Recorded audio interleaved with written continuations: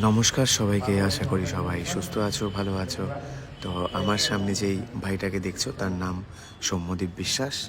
বয়স খুব একটা বেশি না, নিষ্ঠা সহকারে ওয়ার্কআউট করে, আর কখনো কিছু প্রবলেম বা কোনো কিছু হলে আমাকে সবসময় জিজ্ঞেস করে।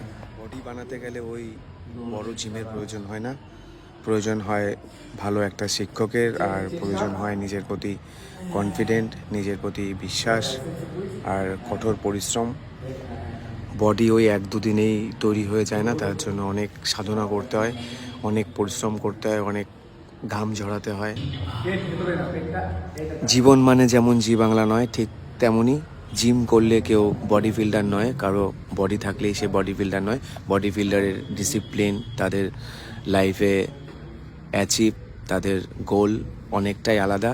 তারা সবসময় ডিসিপ্লিনে থাকে, তাদের অন্যরকমই একটা ভালোবাসা এই জিমের।